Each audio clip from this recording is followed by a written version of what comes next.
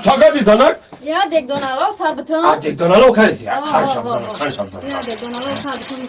مرده این اکه بچه را نصیحت کردی ای دزیش مونده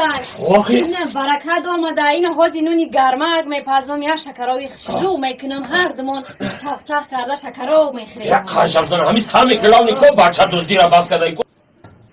برای خونه ایش کنیز کجا باشن اوتا زنک یه این بچه مالا حالا همارا کودا پارتافتا آمده چی بلا باشه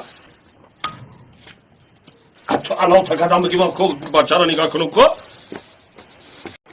چیکار شده که مالا حالا همارا کودا پارتافتا کردی آمدی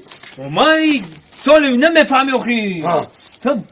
این ما بین بچه های قوق من تاکی چی نمیگفتم ما کاربرامو دیگه بود خدمت دانیست یک خواب ما همین 10 نفره همین عبد نوبتی هر یک نفر موناد این دین عبد جمال الدین کرده بود عبد مونا هم جمال آقا هم جگه با اون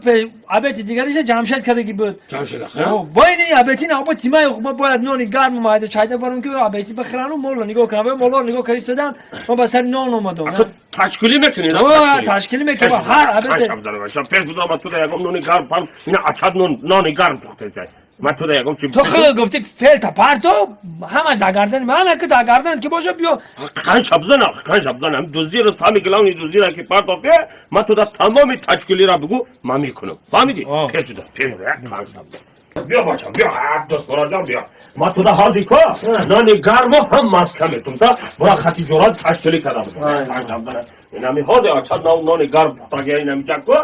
این حاضی به من یپ رو بینم که همینجا نانی گرم پختا گیا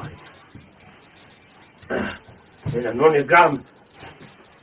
این حالی نانی گرم اینا پیچاندم ناسی باشه این حالی ماسکشم تا آره میکنم دوست مراجانی یک خان شبزن تا همی گلاوی همی دزدی را پارتافتی که همی دزدی را پارتافتی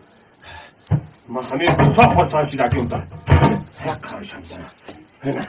نانی گرم اینه میانم دو خانم اینا میان تامه بالی حالی با دوست مراجان اکا اچه تگم زنم کجا کام پیر این دوست مراجان اکا مولا میرم مولا میرم که یا ماسکم بتیشه یا ماسکم بتیشه من چی پیچوندم همین من همین پیچونده همش همه چی پیچوندم که طرف مونده